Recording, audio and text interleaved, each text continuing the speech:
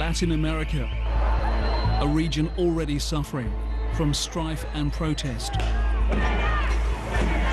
Once rich nations that have been brought to their knees are now facing a global pandemic. Ecuador is one of the worst affected countries. Los 5 contenedores que tenemos es para una capacidad de 50 cadáveres cada uno. Some leaders are denying there's a threat. Algumas poucas autoridades, estaduais e municipais, devem abandonar o conceito de terra arrasada. While other nations are leading the fight. Pero la precaución y el entrenamiento nos hace sentirnos seguros. But in Latin America, the worst of COVID-19 may be yet to come.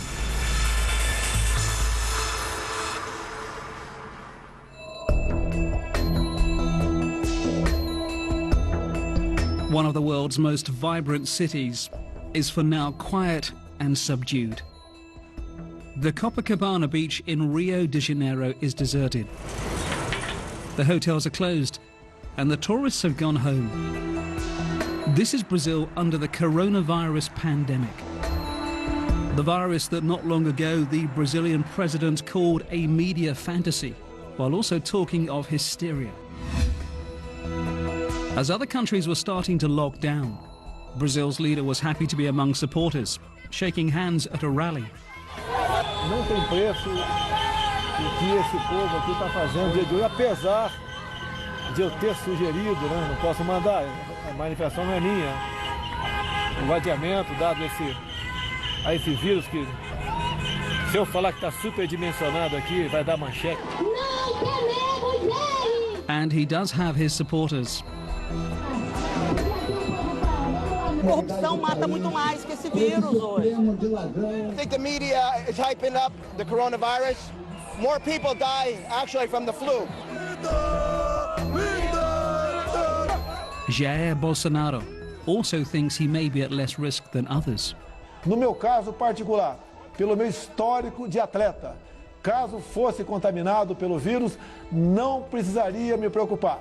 Nada sentiria ou seria, quando muito, acometido de uma gripezinha ou resfriadinho. The wrong information at the wrong time. He posted messages on both Facebook and Twitter that were both deleted by the social media companies. One endorsing an as-yet untested drug as a pandemic cure, and another calling for an end to social distancing. As state governors and mayors took the lead in closing public venues and telling people to stay home.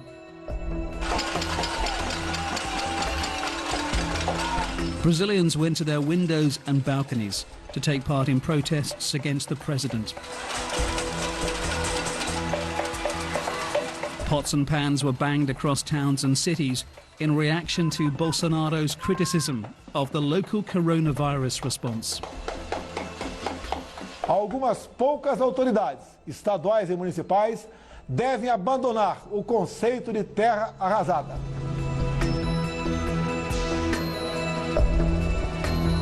It's the class divide in countries like Brazil that may yet prove devastating. 14 million people live in the favelas, the slum areas, where basic sanitation is lacking and people are struggling with lost income. Todo mundo, cada dentro das suas casas. Quando alguém sabe comprar alguma coisa, comprar e sair por necessidade. In this favela in Sao Paulo, mistrust of the government is high. Residents have formed their own medical teams. O trabalho que a gente está fazendo para Paraisópolis é um cenário de guerra. Se o Brasil hoje se encontra em guerra, as favelas se encontram em guerra 2, 3 vezes a mais. A gente, quando fala de saúde pública e quando se fala da saúde pública na favela, é pior ainda. Então, quem estava desassistido agora, então, está mais ainda.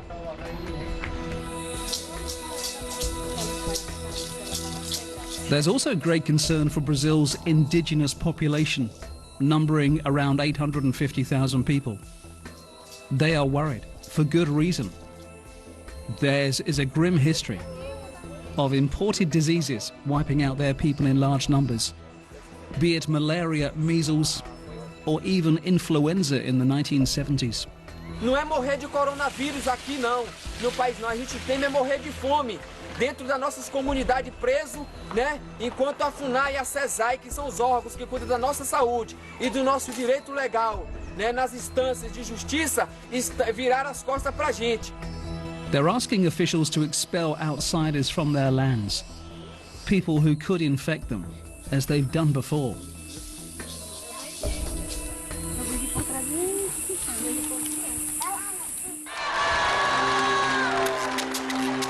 Bolsonaro hasn't been the only Latin American leader who hasn't seemed to take the pandemic seriously.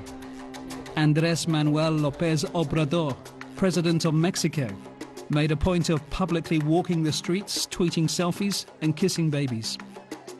No nos van a hacer nada. Los infortunios, las pandemias. His advice was that people should relax and read Gabriel Garcia Marquez's novel Love in the Time of Cholera. The attitudes of the Mexican and Brazilian leaders are a stark contrast to El Salvador's. Flights were banned from China at the end of January, and then from South Korea and Italy. An initiative taken by Nayib Bukele, the president, weeks before his country's first confirmed case of COVID-19. Se aplica una cuarentena para todo el territorio nacional, pero siempre se van a permitir las importaciones y las exportaciones. Esto para tratar de mantener un equilibrio económico y que la crisis económica no venga a cobrar más vidas que la crisis sanitaria.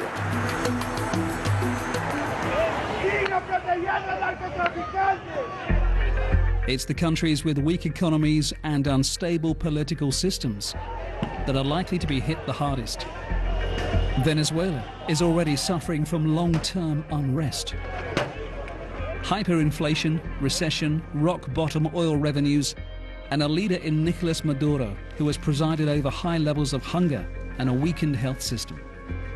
The pressure on the Venezuelan leadership was cranked up by the United States, indicting Maduro and more than a dozen other officials on charges of narco-terrorism and provoking a furious reaction. Así se lo digo a Donald Trump. Eres un miserable, Donald Trump. Él actúa como no solo como un cowboy, racista, supremacista, no solo como eso. Él maneja las relaciones internacionales como un extorsionador de las mafias neoyorquinas que él dirigió como jefe de la empresa inmobiliaria.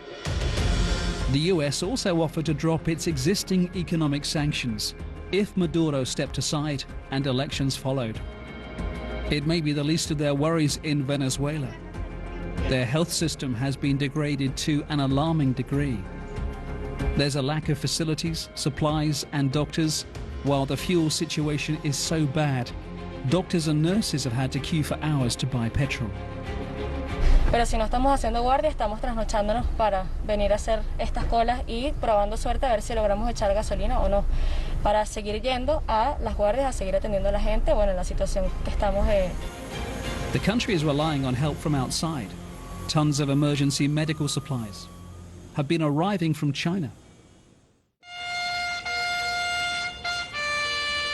And Cuba has been sending doctors and nurses, not just to Venezuela. This group of medical staff left for Lombardy, at the time the worst affected region in Italy. La medicina cubana tiene un valor y independientemente de que en algún momento se le dé la espalda, se reconoce y eso es muy importante. Pero la precaución y el entrenamiento nos hace sentirnos seguros. Cuba has also shipped teams to Suriname, Nicaragua, Jamaica and Grenada. It's something the United States has criticized. It says the Cuban doctors are putting themselves in harm's way for very little money. ¿Qué esclavos salvan vidas en el mundo? ¿Qué persona trata con personas que van espontánea y voluntariamente a cumplir misión? Quiero decirle que más de 12,000 personas estuvieron dispuestas a ir al ébola y ahora, en estos momentos, hay miles de cubanos dispuestos a cumplir esta misión.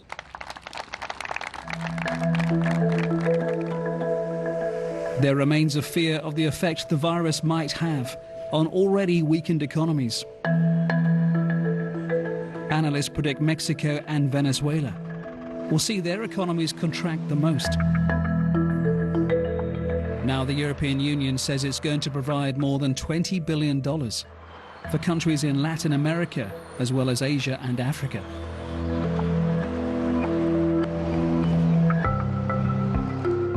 Politically, the pandemic may help some governments. Elections in Bolivia have been postponed, while the Congress in Chile has postponed a constitutional referendum, one that had been a key concession to those calling for political change. The pandemic has also allowed the Chile government to ban public gatherings, including the mass demonstrations that had been seen on the streets since October.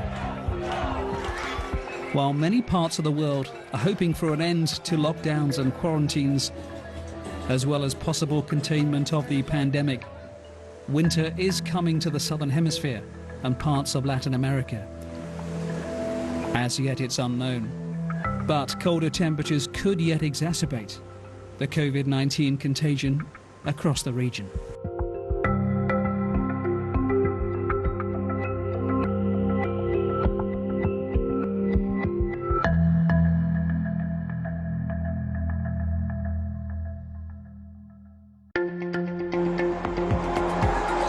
A divided nation and a deeply polarized Congress, the U.S. faces fundamental questions about its political future.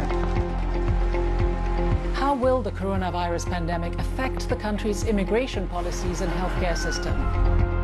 Can the crisis reshape the American socioeconomic model? What impact will it have on who wins the next election? And how will it affect America's position in the world? Join me, Rida Fakhri, for a look inside America on TRT World. The Ebola outbreak was first reported in March. 10,000 people have died. The Ebola virus is still rife. The virus has rapidly become one of the deadliest